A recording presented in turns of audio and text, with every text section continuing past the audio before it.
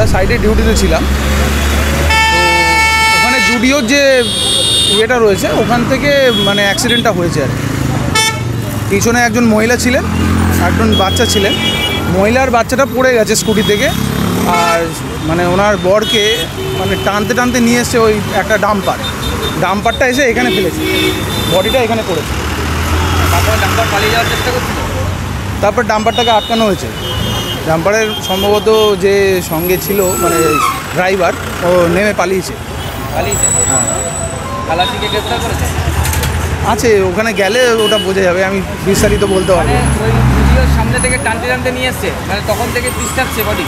হ্যাঁ, ওখান থেকে টানতে টানতে নিয়ে এসে এখানে ফেলেছে বডিটা। পিছে দিয়েছে, হ্যাঁ পিছে গেছিলো, পুরো পিছিয়ে গেছিলো, এখান থেকে ডাম্পারে বেঁধে গেছে। কি নাম দাদা? শিবনাথ কোটরা। এই আধ ঘন্টা 1.5 ঘন্টা আগের ঘটনা। হ্যাঁ, কি হয়েছিল?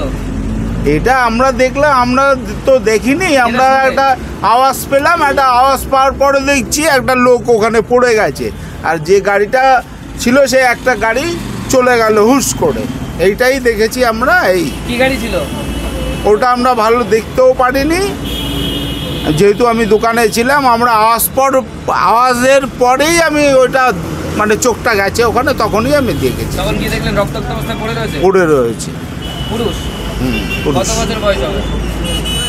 কি করে আইডিয়া, ওই অবস্থায় ক্ষত বিক্ষত চেহারা দেখে আমি আর কাছে যাইনি, আমি দূরেই দাঁড়িয়েছিলাম। এবার বয়সে আমি আইডিয়াও করতে পারবো না, কিন্তু মোটামুটি 40-40 মোটা হবে। তারপর পুলিশ উদ্ধার করে নিয়ে গেল। হ্যাঁ, তারপরে পুলিশ এসছে, পুলিশকে খবর দেওয়া হয়েছে, পুলিশ এসে উদ্ধার করে নিয়ে গেছে। এই যে এই রুটটায় প্রতিনিয়ত অ্যাক্সিডেন্ট হচ্ছে, এর আগের দিনও হলো। পুলিশ প্রশাসন থাকে না রাস্তায়? হ্যাঁ থাকে, ওরা থাকে। কি নাম আপনার? আমার নাম পঙ্কজ বিশ্বাস। নজরুল সন্নি ওখানে অ্যাক্সিডেন্ট হয়েছে, ঠিক আছে? নজরুল সন্নি ওখানে অ্যাক্সিডেন্ট হয়েছে, ওখান থেকে একটা মহিলা একটা বাচ্চা 4 বছরে, ওরা কিন্তু বেঁচে আছে। একটু আঘাত হয়েছে, কিন্তু ওনারা হসপিটালে গেছে। এখন কোন হসপিটালে গেছে সেটা আমি খবর পাচ্ছি না, কিন্তু ইনি কিন্তু বেঁচে ছিল। বাঁচার পরে কিন্তু গাড়িতে কিন্তু আওয়াজ করছিল, মানে আমাকে বাঁচান, কিন্তু কেউ ওনাকে গাড়ি কোনো রকম থামায়নি, কিন্তু গাড়িটা থামানো দরকার ছিল ওই জায়গাটা, ঠিক আছে? এটা কিন্তু খুব ভুল কাজ করেছে উনি। যারা ড্রাইভার ছিলেন তাদেরকে খুব ভালোভাবে শাস্তি হোক, এটা আমরা চাই। পুলিশ ধরেছে ড্রাইভারকে?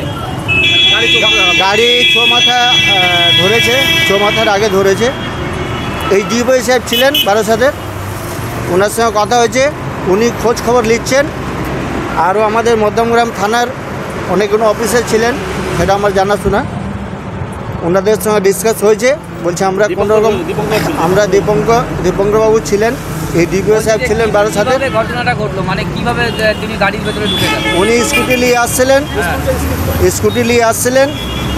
স্কুটি থেকে এই ঘটনাটা ঘটেছে। ওনার প্যান্টটা কোনোরকম ফেসে গেছে।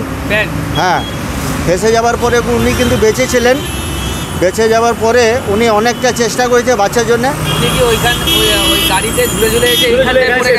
হ্যাঁ, গাড়িতে ঝুলে মানে কোনোরকম কিছু ধরেছে, রড ফট ধরার পরে উনি কিন্তু আসছিলেন, কিন্তু বেঁচেছিলেন। লাস্টে উনি রডটা কোনোভাবে ছেড়ে দিয়েছে, তারপরে এই ঘটনাটা ঘটেছে। বিবেকানন্দ কলেজের সামনে